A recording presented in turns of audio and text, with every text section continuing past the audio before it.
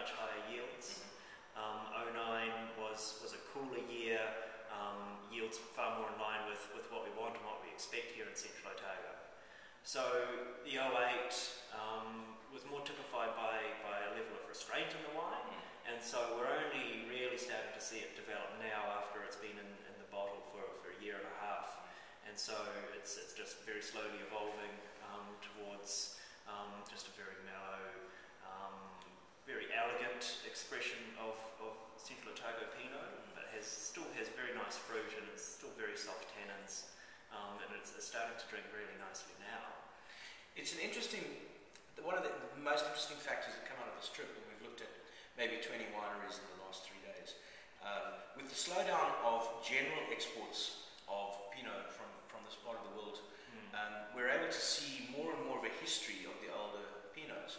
Yes. And what I've come away with is that there's a heck of a lot of benefit to cellaring these wines, and a lot more than I'd ever given it credit for, originally. Because I'd taken the view of 1 or 2 years worth of cellaring, and looking back into the library of wines, it's actually quite an interesting time for consumers to have a look at little verticals. There are some hidden benefits to the economic slowdown, and for the last couple of years we've been sending out our Pinots as soon as they were bottled. So 06 came out as soon as it was bottled, 07 and 08, and then the slowdown meant that we've been selling out of the 08 more slowly, so we're just about to get onto the 09 now, so it's had 6 months in the bottle, which has been really useful because the concentration of the 09 is such that it's evolving very slowly in the bottle, and it's probably going to be a year before I'll be really happy with how it's actually looking. That would be the ideal time to really be launching it, but it's starting to look much better now than it was. It's taken this long in the bottle to do that,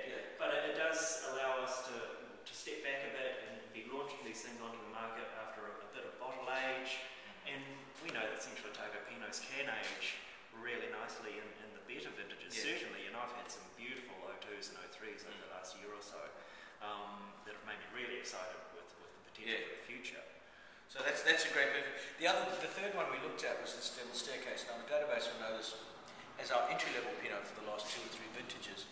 And the thing I'm really liking about this 9 is it's typifying what you've been saying a second ago about this concentration and really interesting power in the wine. And I'm really excited to be able to roll that on. And after having looked at maybe 12 in this price bracket, I would comfortably put that ahead of